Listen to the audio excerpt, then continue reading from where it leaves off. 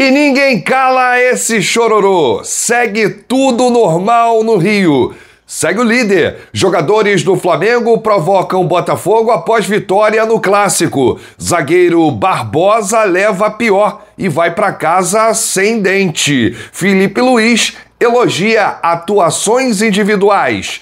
Essas e outras, a partir de agora, no seu canal Raflamelo. Cola esse dedo no like, ajude muito o nosso canal. Continue compartilhando os nossos conteúdos. Se você ainda não é inscrito, aqui embaixo tem um botão.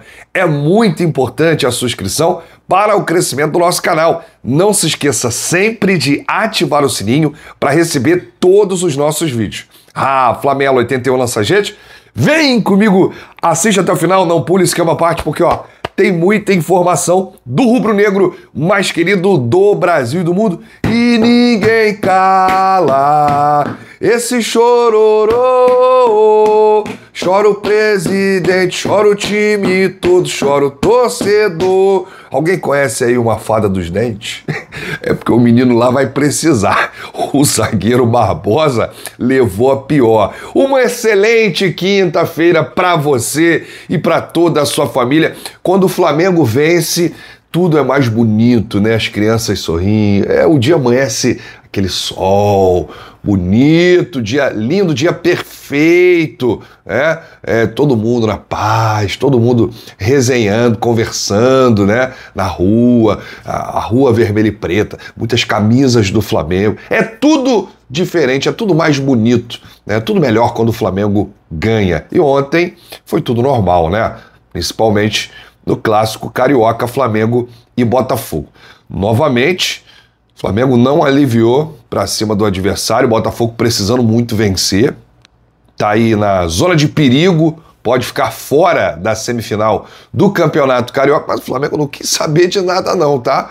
O Flamengo foi lá e bateu de novo no Botafogo. Ontem no Maracanã, para um público de 33 mil torcedores, a gente teve uma confusão generalizada após a partida, porque tem gente que não sabe perder. O Botafogo acabou perdendo na bola, acabou perdendo no soco, foram cenas lamentáveis, a gente não torce por isso, a gente quer que isso acabe, né?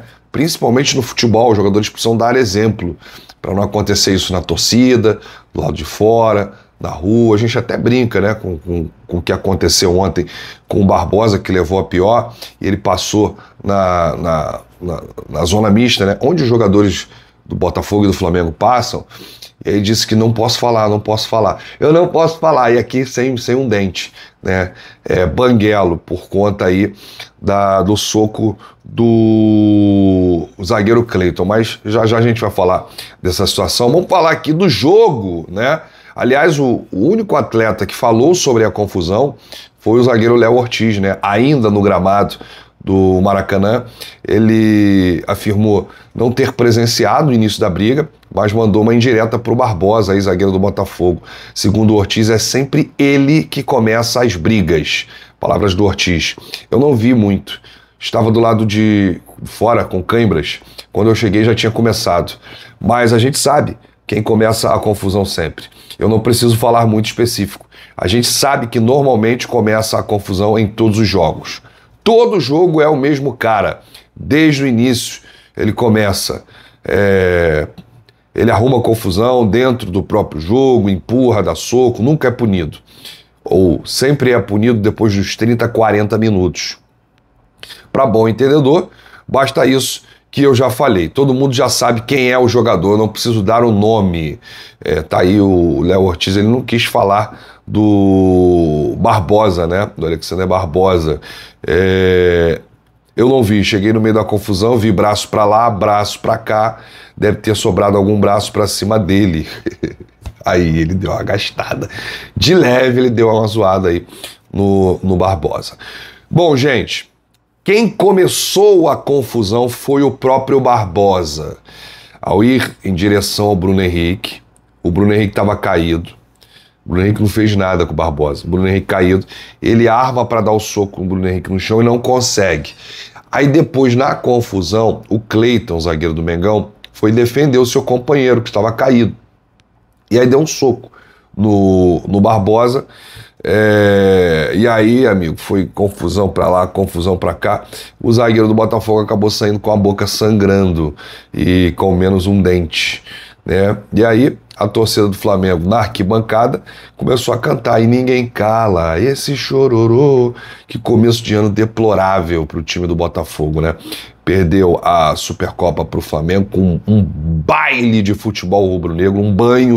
O Botafogo não viu a cor da bola. Perdeu a segunda seguida no Campeonato Carioca, pode ficar fora da semifinal do Campeonato Carioca, e essas cenas lamentáveis, né? Ontem viralizou, o Barbosa virou meme, o Botafogo virou meme, e aí deu ruim, né, pro zagueiro que foi para casa sem dente. Agora estão chamando o zagueiro Cleiton de Cleiton Jones, que será, hein? Ou Cleiton Popó. Eu ouvi também Cleiton Tiradentes. Pô, que loucura. Cleiton Fada dos Dentes. Coitado do Barbosa. Olha, o Wesley, lateral direito do Flamengo, mandou avisar pra geral. Ele postou aí, fez uma postagem nas suas redes e colocou: tudo normal no Rio. Botou a mãozinha assim, ó. Ah, Wesley, tu gosta também, né? Jogadores do Flamengo deram uma provocada no Botafogo. Faz parte, gente. No ano passado, o Botafogo venceu o Flamengo 4-1, aquele Flamengo do Tite lá, aquele Flamengo mentiroso, aquele Flamengo esfacelado, com vários lesionados, que não jogava bola. Então, o Botafogo bateu 4-1 e aí zoou, ficou falando a semana toda, o mês todo. Isso é do jogo. Esse ano a chave virou, né? Esse ano agora só dá Flamengo. E aí eles estão desesperados. Olha, a coletiva ontem do Felipe Luiz, ela foi pautada em atuações individuais. É claro que o futebol é um esporte coletivo, mas se o individual não funcionar, o coletivo pode não funcionar. Às vezes o coletivo funciona e o individual não. A gente vê muitos jogadores abaixo do que podem render, muitos erros, mas o coletivo acaba sobressaindo. Mas ontem nós tivemos aí grandes atuações individuais. É por isso que o Felipe não teve para onde correr. Aliás, a minha pergunta também foi direcionada a uma atuação individual do Wesley, que para mim eu consigo ainda me surpreender com as atuações do Wesley. E ontem eu fiz uma pergunta para o Felipe sobre esse jogador. Falei: ô Felipe, o Wesley, como sempre, né? A gente fica até sendo repetitivo, porque é chovendo molhado, é enxugar gelo. O Wesley mais uma vez fez um grande jogo, jogou muito contra o Botafogo. E o Felipe, ele me corrigiu, ele disse o seguinte: olha, vocês falam muito que o atleta jogou muito aquele determinado jogo, jogou muito contra aquele determinado adversário. O Wesley joga muito, é diferente. É diferente de jogou muito aquela partida do que joga muito. E com isso, o que ele fez? Eu já, na minha pergunta, já estava elogiando o Wesley, jogando o Wesley lá em cima. O que ele fez? Ele ultrapassou, né, o limite do elogio. Ele disse que o Wesley é um monstro. O Wesley não jogou muito. O Wesley joga muito. É um jogador realmente extra classe, fora de série. E ele disse isso aqui do Wesley: ó, tá bonito de ver jogar. É diferente o jogou muito para o joga muito. O Wesley se converteu no jogo. Ele marcou muito o titular da seleção brasileira, que é o Igor Jesus, como se fosse nada. Isso na defesa, sem falar no ataque. O mais difícil disso tudo é manter. O Gerson, que é o capitão, está guiando ele. Pegou debaixo do braço. Em junho, ele vai escolher onde vai jogar. O Felipe, ele diz aqui que se o Wesley continuar assim, nessa ascensão absurda, depois do Mundial de Clubes, do Super Mundial, ele vai escolher qual clube que ele quer jogar. Vou jogar no Barcelona. Não, quero ir pro City. Eu quero ir pro Bayern de Munique. Não, eu vou pro Liverpool. Ele pode escolher, ele vai ter vaga em qualquer time do mundo. É um absurdo que esse garoto tá jogando. Ontem eu vi o Wesley dar um pique no final do jogo, correr, sair atrás e ainda chegar na frente do jogador do Botafogo. É realmente impressionante. Ainda falando sobre as atuações individuais, ele foi perguntado sobre o Varela, lateral uruguaio direito, que atuou improvisado na esquerda. E aí ele disse, gente, presta atenção o que o Felipe falou do Varela. Falar do Varela é muito fácil para mim. Eu adoro. Foi meu companheiro. Faz um jogo desse, num clássico, depois de uma semana sem treinar, foi liberado para acompanhar o velório da mãe no Uruguai. Me deixa muito orgulhoso pelo tipo de homem que nós temos aqui. Um jogador que coloca o escudo acima de tudo. Ele passou por um momento difícil. O grupo ama, o apoiou em todos os momentos. Ontem, aí ele diz, ontem, quarta-feira no jogo, aí diz, ontem, na terça, eu falei para ele, para ver se estaria disponível para essa função. Ele falou, eu já imaginava, e claro que eu estou. Estou disponível para o que você quiser, Felipe. Então, é o tipo do jogador que o treinador vai manter. E que jogo ele fez? Um espetáculo nota 10. Então, alguns torcedores criticam muito o atleta quando o atleta dá um toque na bola e erra. Começa o jogo, o atleta erra um toque na bola, já começa a vaia. Isso aí, para mim, é inacreditável. Vaiar antes de terminar o jogo. E o Varela ele foi vaiado em alguns jogos. Depois dessa fala, eu mudei um pouco o meu posicionamento sobre criticar jogador. Porque a gente não sabe o bastidor, a gente não sabe o que acontece no dia a dia, a gente não acompanha o que acontece no ninho. Essa fala do Felipe mostra que o Varela, além de ele ser humano, ele é Flamengo Futebol Clube. E no que depender do Felipe, ele fará. Qualquer posição. Chegar para ele e falar, Varela, tem que jogar de atacante hoje, porque a gente não tem jogador dessa posição. Eu tô lá. O que precisar. Ele pensa nisso aqui, ó. Ele pensa no escudo. Ele pensa no time. Esse é Guilherme Varela. Então, antes do torcedor criticar, vê um pouquinho esse lado humano, né? Vê um pouquinho o que o jogador faz no bastidor, o sacrifício que ele faz para estar ali. O cara pegou um avião, ficou uma semana no Uruguai, ficou uma semana sem treinar, foi no Uruguai, enterrou a mãe, não treinou, foi a campo numa posição que não é a dele, deu o seu melhor e jogou muita bola, improvisado, o Varela. Então merece aí os elogios do técnico Felipe Luiz. Bom, a gente continua nas avaliações individuais, além do Wesley, do Varela. O Felipe falou do Alan e destacou que nos 3 últimos jogos o volante foi titular em 2, contra a Portuguesa e Botafogo. Sobre o Alan, o Felipe disse isso aqui, ó. O Alan vinha desde o ano passado sem sequência. Acabou o jogo exausto. Fez tudo o que o treinador pediu. É um jogador que dá pra ver no olho que ele quer dar a volta por cima. No treino, no pré-treino, na academia. Quando o jogador quer, ninguém segura. Meu modelo de jogo exige muito dos volantes. As viradas de chave do Alan, do Everton Araújo, do Nico, do Gerson tiveram o mesmo conteúdo. Tem jogador que o olho brilha quando escuta, quando quer aprender. Outros, nem tanto. O que aconteceu com o Alan foi que ele, sozinho, voltou das férias com o olho brilhando. Ele está falando no campo, o mérito é todo do Alan. Quero dizer uma coisa para você aqui, torcedor, todo mundo já criticou o Alan. Não tem um torcedor do Flamengo que não criticou. Agora é fácil falar, mas eu não critiquei, eu sempre acreditei que ele ia dar a volta por cima. Olha, eu fui um dos que criticou demais o Alan e critiquei com razão, porque o Flamengo pagou quase 50 milhões nele há alguns anos e ele não justificou ainda o alto investimento. Mas se tem uma coisa que eu faço e eu falo aqui no canal, é dar oportunidades para quem está em baixa. E foi assim com inúmeros jogadores, não vou citar aqui agora. Foram inúmeros jogadores. E eu sempre falava assim, quando eu criticava o Alan, eu falava assim, gente, eu torço muito pro Alan dar a volta por cima. Ninguém desaprende a jogar futebol, é como andar de bicicleta, para quem sabe. Pro cara que é bom, pro cara técnico. Alguma coisa está acontecendo.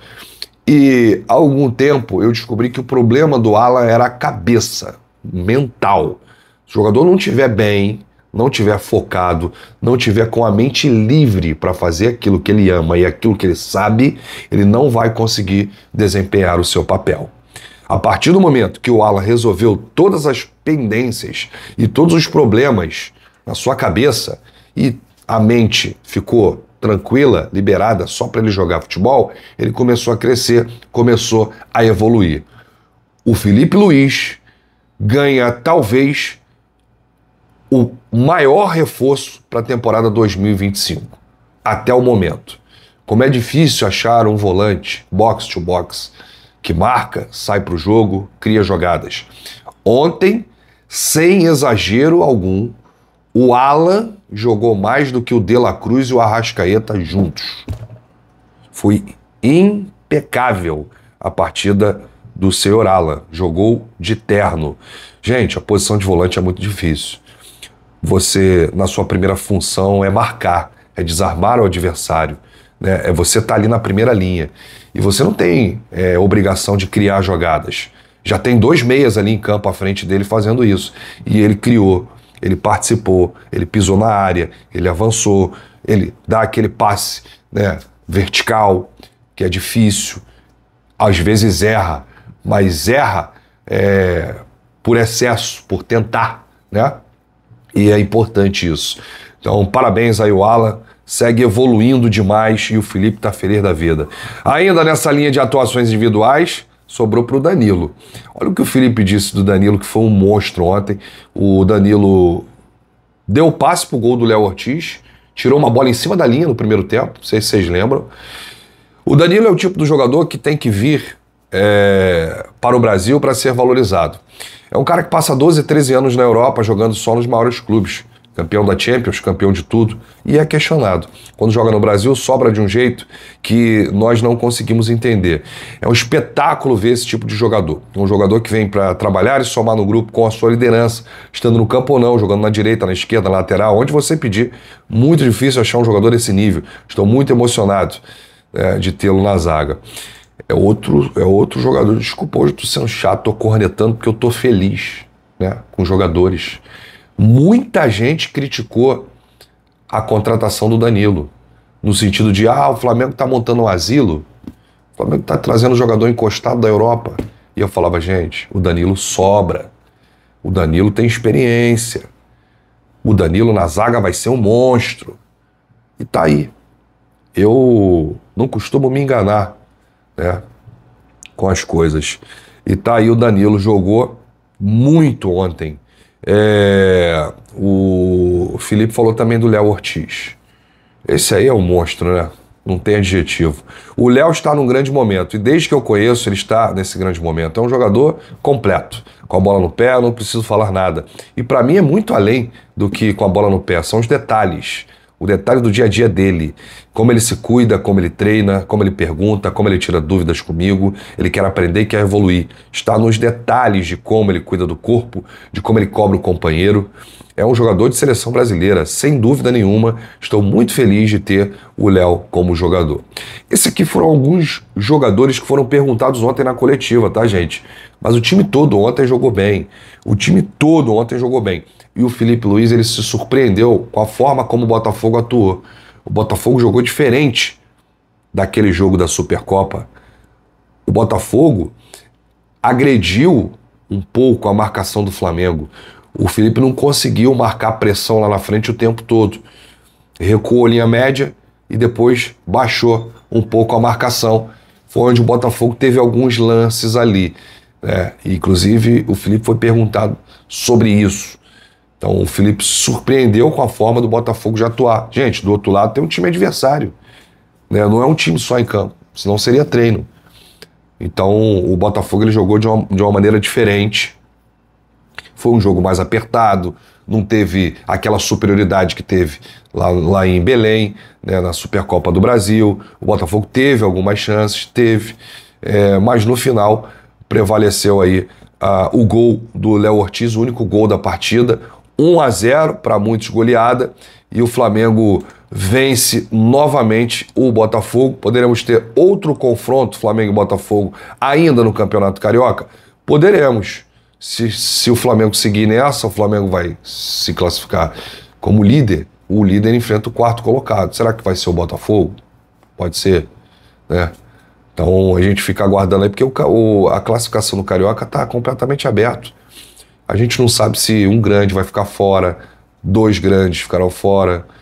O Botafogo ainda enfrenta o Vasco no clássico. O Fluminense não tem mais clássico, tem 2 jogos contra pequenos, mas o Fluminense está lá embaixo. Então quer dizer, tem os grandes que estão no G4, os pequenos que estão no G4. A gente não sabe o que pode acontecer ainda no Campeonato Carioca. O que a gente sabe é que segue tudo normal no Rio e o Flamengo está na liderança. Um grande abraço para você. Eu volto ainda hoje com muitas novidades e muitas informações do rubro-negro mais querido do Brasil e do mundo. Aquela boca sem dente que eu beijava. Oh. Ih, rapaz, tá gravando ainda. Valeu, um grande abraço, saudações, fui!